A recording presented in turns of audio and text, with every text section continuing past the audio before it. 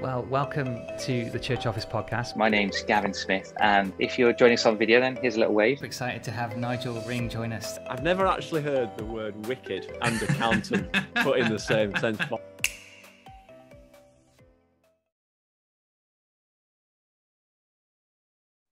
Well, welcome to the Church Office podcast. My name is Gavin Smith, and it's lovely to welcome you today. If you're joining us on video or you're listening into the podcast, thank you so much for listening into this church administration podcast. We talk about all the work that happens behind the scenes in our churches. And today, my special guest is Mark Parsons from Christchurch, Clifton, just down the road from us, mate, in Wales, in Bristol. You're based. Yep, absolutely. Yeah, not very far, just over the bridge. We could probably see each other if we had a telescope. We probably could have a little wave, couldn't we? Mark and I are great friends, and I really value Mark's input into someone who's huge amount of experience in church administration. Mate, you've been involved in church administration, what, 25 plus years? 30 years, something like that. Yeah, I've lost count now. The grey hairs probably show the age, I suspect. So, Mark, tell us a little bit about your church and your context and what you're involved in at Christchurch Clifton. Yeah, absolutely. So Christchurch is, if people know Bristol, they probably know the Clifton Suspension Bridge, which is about, 150 yards outside my window. I can't quite see it from here, but if the trees weren't there, I would. So if you came over the Suspension Bridge into Bristol and kept driving, you'll see Christchurch in front of you. It's the tallest, I think, building in Bristol. It sits on top of a hill and got a massive spire on the top of it. And, we're a reasonably large Church of England church with lots of challenges and blessings that come with that. A gathered congregation, people come in from all over the city, but also trying to be relevant to our local community, which is definitely an interesting part of Bristol in terms of all that's going on. And my job is just to try and enable everything to happen really well, and to support our church leaders and ministry teams and volunteers in everything they do. So I've been here about 9 years now, I think. Yeah. Okay, that's great. And previously to that, you'd served in some churches in London. Yes, right? so I started as a sort of completely wet behind the ears church administrator in a church in inner London, in Islington, when God amazingly and surprisingly called me out of the job that I was doing, which was working for BT as an engineer. And I did that for 10 years. And then I had 2 years at London Bible College, and then worked as ops manager at St John's in Ealing in West London. I did that for 10 years before God, again, completely out of the blue, called us to Bristol, which is a place we'd never been to before and never heard of Christchurch. And within about 6 or 8 weeks of seeing the job advert, we were on our way here, and very happy to be here. Oh, it's great. And so Mark and I also serve as directors on the UCAM board, and we've spent a lot of time together. And one of the joys of the summer for me was going to the UCAM conference and sort of delivering 2 workshops together, and it was a great time, wasn't it? The conference. It's good fun. Yeah. Really enjoyed it. A kind of gathering of sort of 70 to 80 church administrators, ops teams, and people, and coming together, who know what it's like to work behind the scenes in churches and to grow and learn together. And one of the sessions was on workflows, and I was like, I've got to get Mark on the podcast because he is like the master of workflows. I am learning on the job, I think, is probably a more accurate description of that, Gavin. Well, I hired him the other day to come in to talk to our staff team, because I think it was just great to get somebody from outside just come in and say, right, let's sit and chat about workflows. So today's podcast is just kind of focusing to that kind of one area. Where can we use workflows in a church behind the scenes? What are some of the key principles that we might need to adopt and to think about? And this is probably more and more a big part of our role. Like, my staff here have been saying, oh, we need a workflow for that. Oh, we need a workflow for that. And when you start to break it down, you realize that actually you've probably already got some workflows that you might not necessarily recognize, but of steps and things that need to do. So, Mark, kick us off. What are your thoughts? Where are workflows effective in church administration? What have you guys got? Yeah, well, I guess if you're like me, probably the first time you thought of the word workflow was when, if you're a Church Suite user, they introduced the flows facility within Church Suite. And I remember when that first came along thinking, oh, that's an exciting, potentially useful bit. Yeah. But we all have workflows. We workflows existed, and one of the little examples we used on the seminar we did was a workflow that everybody goes through every day when they make a cup of tea. You probably not really thought about it as a workflow, but there are a number of very distinct stages that you go through in order to make a cup of tea. And if you're fussy about your tea, like my wife is, it's important that those stages are followed correctly. So there are workflows all over the place, and the relevant question is whether those workflows are thought through and documented, or whether they're accidental. So we kind of start from that basis, really. And the tools in Church Suite or other things that people use enable us to put those workflows into a more systematic way, so that we can get consistent results from it. And I think behind all this, as administrators and ops people, our heart is always for the people who are affected by our administrative processes. And I guess we've all had the experience of admin that goes wrong, dealing with customer services that don't seem to be focused around the customer at all.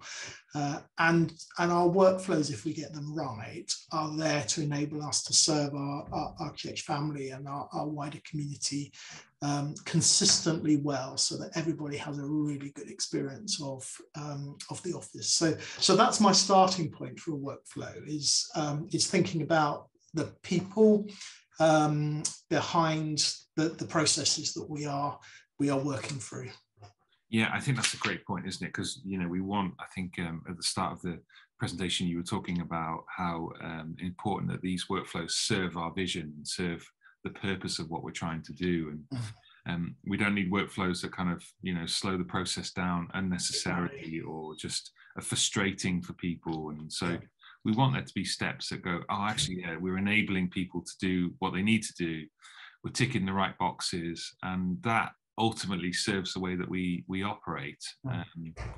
It's kind of just thinking through that. And you're right, they're all over the place, aren't they? If you think about like an expenses process of what you might do, what you're allowed to purchase, and how you go about purchasing, how you reclaim it, who authorizes it, and what are the next steps to it being, the money landing in somebody's account, is there's a process, isn't there, and a flow that goes through there.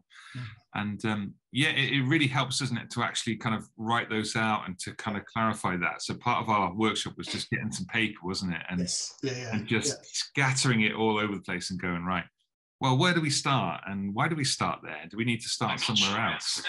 Oh, that's my watch going off, sorry. So I think the priorities first is what would serve us here, and how do we do that? Let's talk about, before we go to some of the practical ones, let's talk about Church Suite, because you started there, and I think you are a wizard on this, Church Suite. And what are some of the flows that you've set up in Church Suite that really? So I think the most obvious one, and probably the one that a lot of churches would have gone for straight away, is thinking about the whole safer recruiting DBS process, because it is something that lends itself very well to a workflow, and it's something that we all have to do, and we have to do consistently well. There are all sorts of legal and reputational issues that come to play if we do not do our safer recruiting well. So that was the first one that I started with. I had a paper-based workflow for safer recruiting, which involved things like sending a form to the person being applying for a role, a volunteer role in the church, getting them to fill in a online DBS application form, sending out reference requests, getting those reference requests back, doing a little interview. You probably have a similar process in your church, and Church Suite is brilliant at putting those discrete little bits into stages and enabling you to both track people through that process, but also systematize some of the elements of it. So sending out emails, they can be preset and ready to go, and putting in reminders. So every Monday morning I get a little reminder sent automatically to me that says, you know, these are the people who are going through the flow at the moment, and you know, these people are overdue, because you can set a date by each stage, and that just gives you a little reminder that you've got to chase people up. So again, it's all designed with the person in mind, so nothing happens automatically. You have to go in and manually do something, but the stages are there to remind you and also to help you with each stage. So DBS process was the first thing that I started with.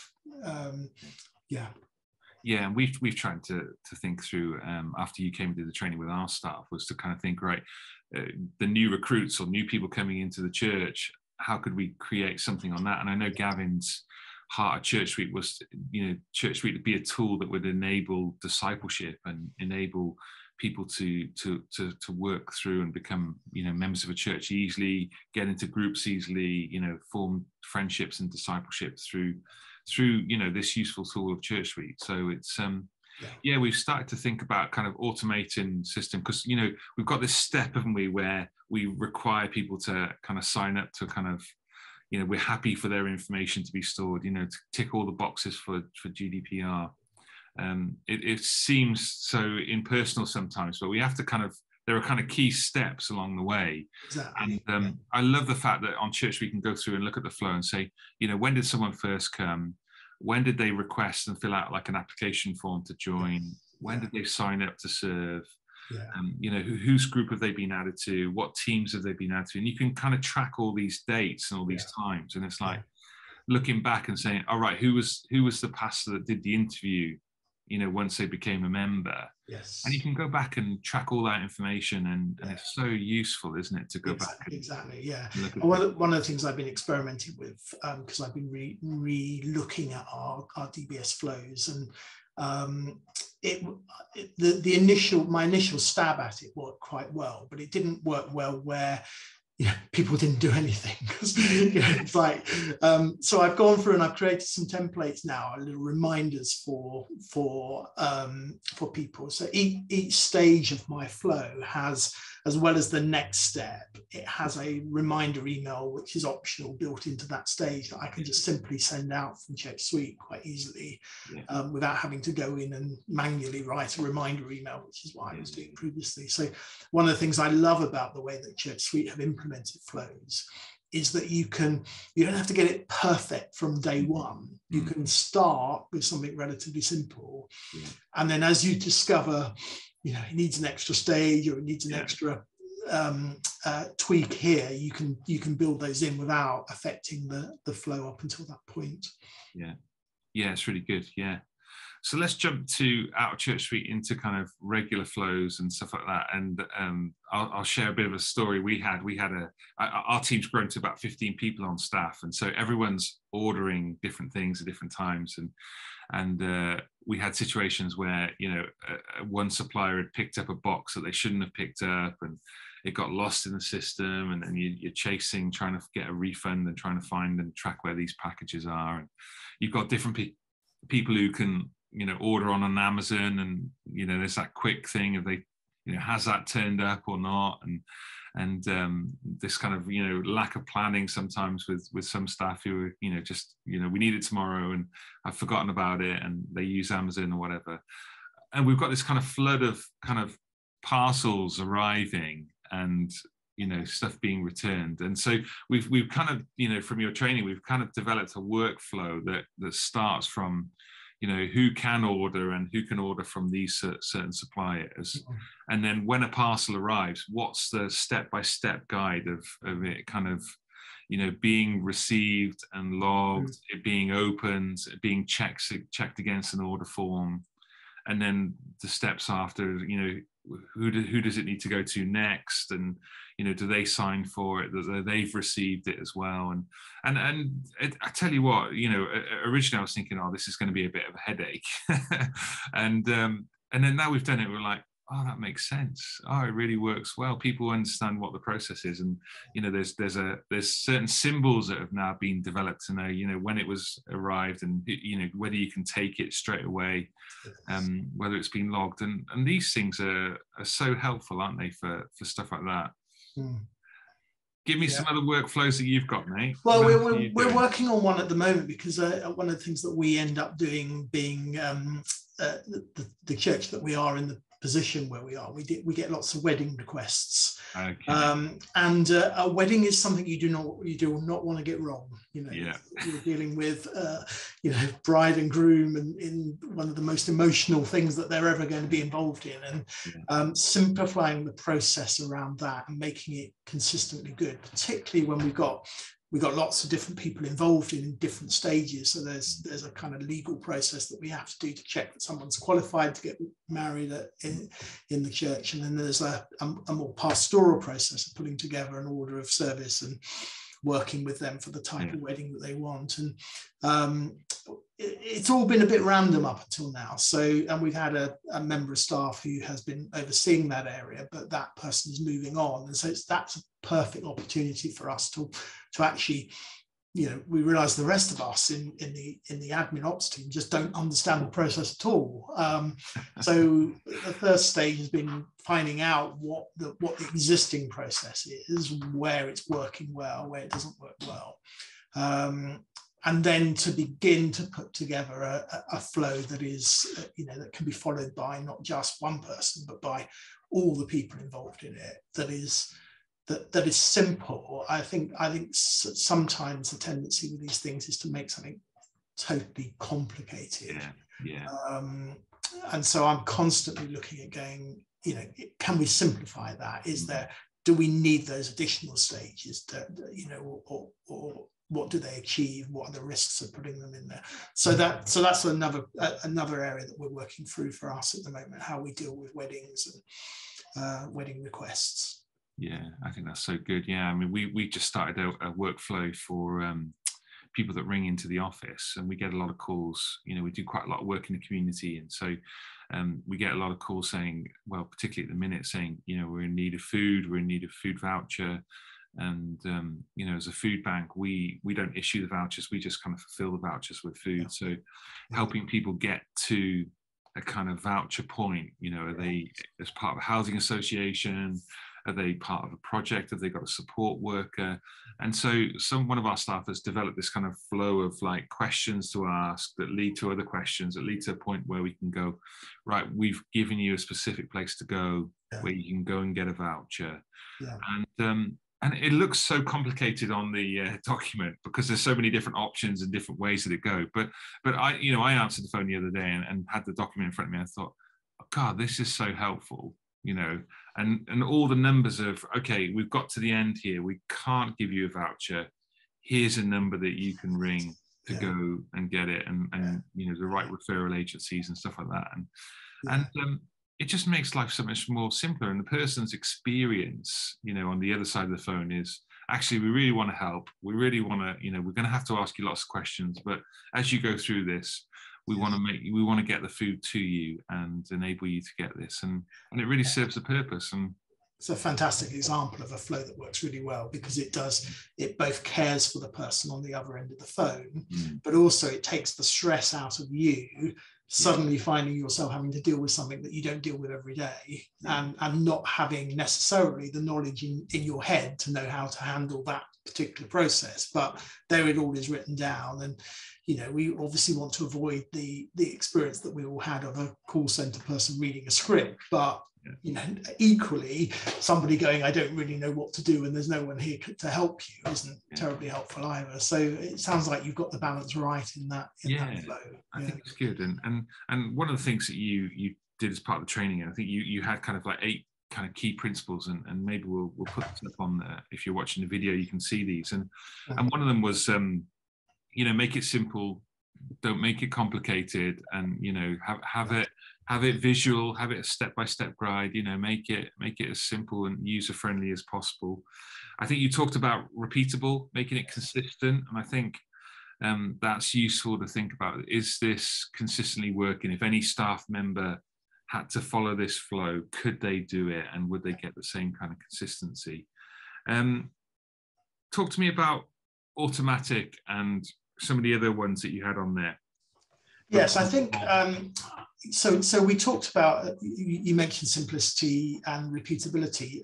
Scalability is another important thing to think about in a flow, because it's one thing creating a flow that works if you've got, you know, one or two people going through through the process. I mean, one of the obvious areas for a flow is newcomers coming to church, and I guess that's something that we all experience. And our church, we found our experience from newcomers is not always consistent. Some people have a really great experience of coming to church for the first time.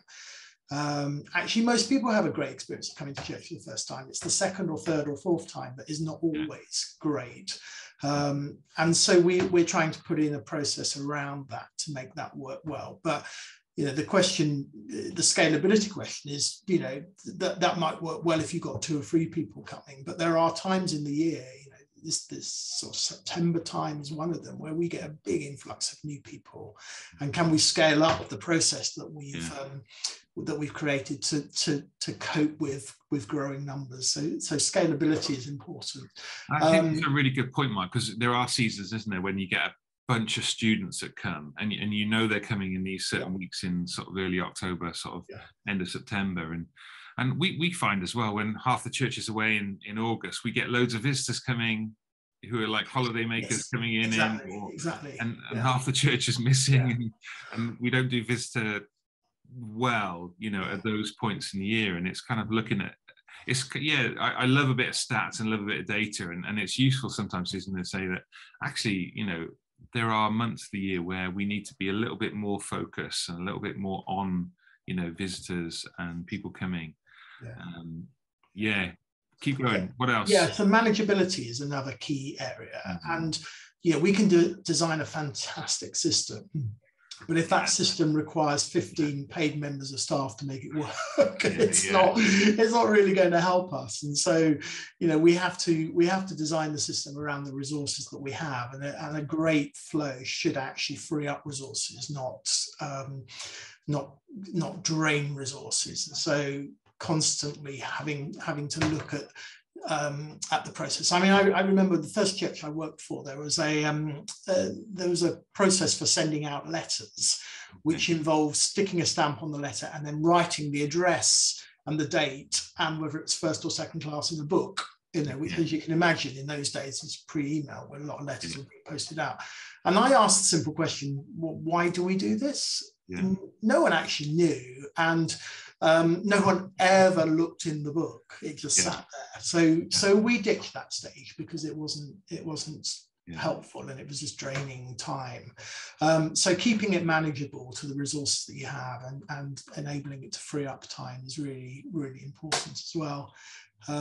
We talked about automatic, and what I mean by that is not that, you know, that the person moves through the flow without any human knowledge or intervention whatsoever. We're not looking at a sort of kind of sausage machine here, but just simply that, you know, if your brain is anything like mine, I cannot remember the detail of stuff, and so the little automated email that comes from Church Suite every Monday morning that reminds me that I've got to go into the flow and that there are some things I need to look at, it is really important for me. I need that constant reminder, and it may be that it's putting something in your diary or triggering a time every week where you look at the flow, but not allowing it, not keeping it to chance, trying as best as possible to ensure that the flow is kept flowing on a regular basis.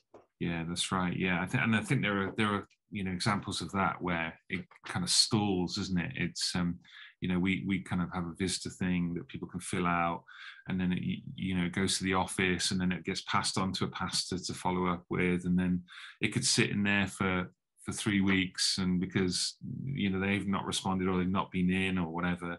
And it's trying to think of how do we kind of set those reminders up and saying, an email that goes to the pastor saying, hey, would you, did you follow up with anyone this week? Could you make sure you inquire of this person? Yes.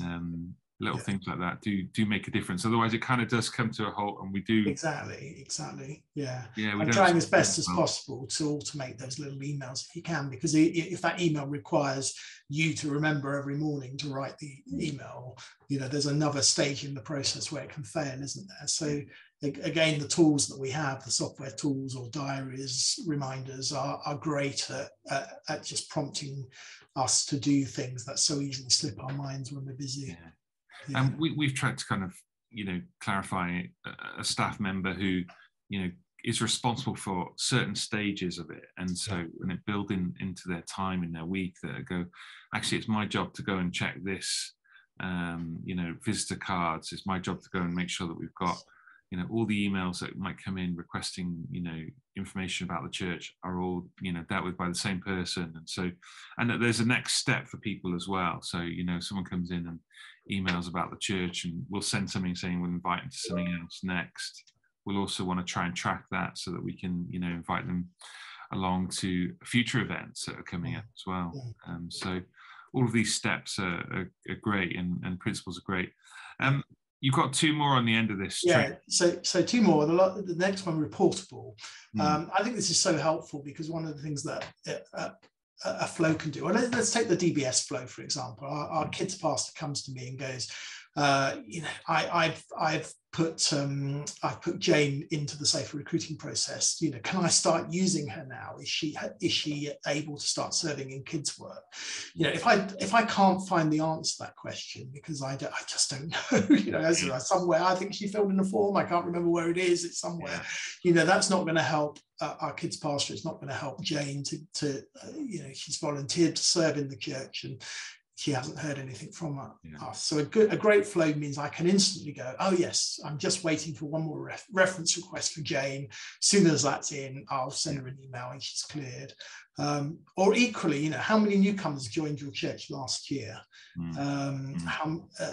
Is that an easy question to answer or a difficult question to answer? With a good flow, that should be an easy question to answer.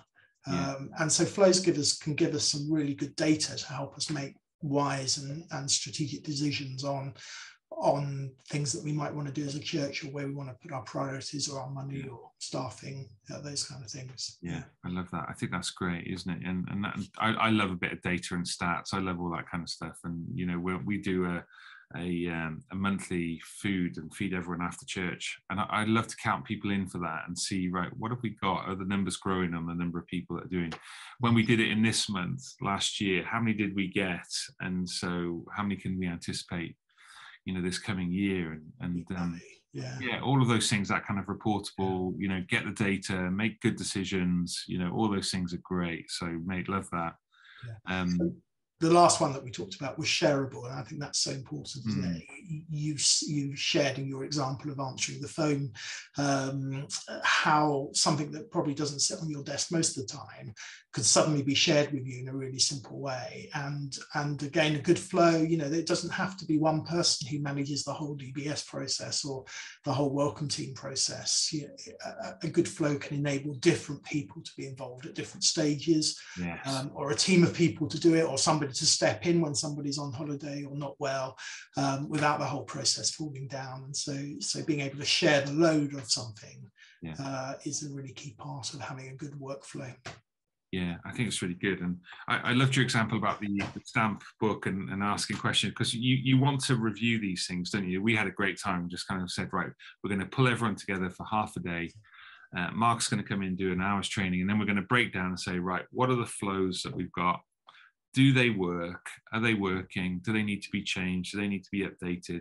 What are some of the frustrations that we've got in some of the processes? How do we eliminate some of those processes, frustrations? What process can we add? What workflows can we bring in? And there's a real buzz, I think, around our staff saying, I'm going to work on a workflow for booking rooms. I know sometimes it's frustrating when I come in and I thought I booked this room and somebody else is in there, and how's that worked? Communication is kind of broken down somewhere. And how do we make it simpler? So working with our kind of conference manager, and our kind of key dates person in the office, how do we bring those two together and got a workflow that will both accommodate that outside booking and also inside booking? Yeah. So there's workflows all over the place, mate, isn't there? When you break it down, you're like, there's hundreds of them.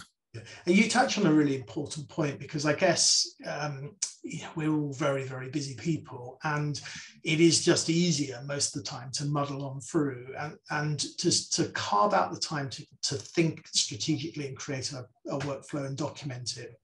And that's a luxury that a lot of us don't always have, and yet if we can find the time to do that, even in one or two areas, it frees up a whole load of time further down the line, and also creates much more consistency in terms of the quality of what we're doing. And I'm one of the things I'm working on at the moment is a workflow for our giving at church, because I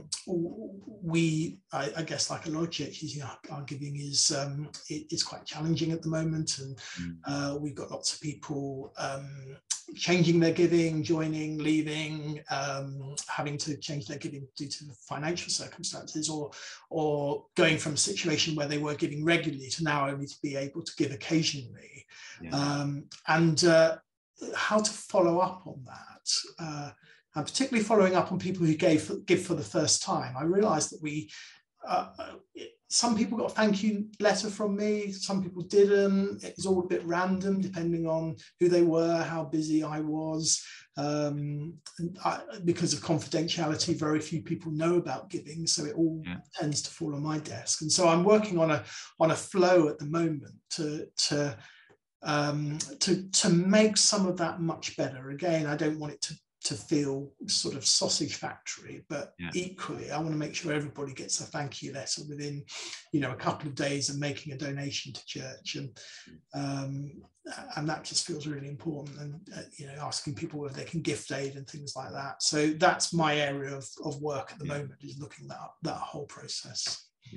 No, I love that. I think that's great. And I think there's just, if you've got the time to physically write them out, there may be workflows that you individually do, but if you can write that out, that for whatever reason you're not there, or there's sickness or something, that actually somebody can pick that up, even though it might be a giving one, that an elder can pick it up and be able to deal with some steps and processes because you're off. And I think that's useful. We've got a new workflow folder, Mark, that's kind of slowly filling up, and I love the fact that people are taking an interest in workflows that are outside of their remit slightly, but there's a real kind of sense of team coming together and saying, actually, this will make a difference for how the church runs behind the scenes. And I may not be involved in all the workflows, but I can certainly go, oh, I like that. That's really, you can encourage people in what they've got, that you've got the right step, or can I just challenge that and just see if we can improve that step slightly? And I love all those conversations that are happening behind the scenes. It's really healthy. So I love it. Anything else to add on this, mate? Any other thoughts on workflows before we? I think it's just constantly reviewing these things, isn't it? And seeing how they work, and spotting those little areas in life where you go, that would make a really good workflow. And you may not have time to deal with it there and then, but actually sometimes a little bit of investment. It doesn't have to be a complicated workflow. I've got workflows that just simply have 2 stages in them, but those stages have to be done really, really well. So I'll give you another example. Our safeguarding training we have a safeguarding training workflow because people have to do safeguarding training every 3 years. And there are just simply 2 stages in there. Safeguarding training valid, somebody sits in that flow for 2.5 years, and then safeguarding training due, and they get sent a link to the Church of England's online training portal, and then when they've done it, they go back to the beginning again, and it's really simple. But prior to that, it was actually quite complicated trying to track people where they'd done their training or not, So these things don't have to be complicated, but they can, if they're set up really well, they can save an awful lot of time. Oh, huge amount of time. Yeah, no, I think that's really good. Yeah, it's a really good example, isn't it? And I think one of the things that obviously we've benefited from hanging out together and chatting, and you coming over and just getting other people involved in your workflow. So would you come in and just have a look at it? How do you guys do a flow for this? Tell me about the stages and steps that you take, and being able to kind of compare that and go, I see. We've added some automated emails in from looking at your DBS stuff, where we would just, would need a staff member to trigger it. But now we've got an automatic email that gets sent out when someone goes into that next step on the flow. And so connecting with UCAN, connecting with other churches in similar roles, and having these kind of like workflow discussions over a coffee, I think it's really helpful and helpful. I know I've benefited hugely from it. So connect in. Don't try and do this on your own. Involve other staff. Involve other volunteers. Connect with UCAN, and I know the forum and other things. Different people ask different questions, and workflows on recruitment is another one that we've kind of been starting to develop. What are the stages that we need someone to go through when we hire them? How do we best implement the kind of a welcome and that kind of settling in stage? What do they need to know? So there's so many things, so many spin-offs, mate. We could talk about this for ages. Exactly. And it's good. But if you've got any questions, if you'd like to see the training notes that Mark did, then please get in contact with info@thechurchoffice.co.uk. Email us in. We'd love to kind of encourage you and connect you. If you'd like more information about UCAN, then give us a shout. And we'd love to be able to serve you in that way. But mate, thanks for giving up your time. I know it's a Friday. It's busy before Sunday. You've got lots to do, mate. So thank you so much for jumping on the podcast with us. Oh, you're welcome, Gavin. Thank you very much. Great. Excellent. Well, please check out the website for more resources. They're there to serve you, maybe to give you a bit of confidence, maybe just to signpost and point you in a direction where you can find the answer. Please check out the site, and please send in any questions that you've got, the things that you'd like to topics you'd like us to cover on the podcast. We'd love to hear from you and be a blessing if we can. All right. Take care. Until next time. Goodbye.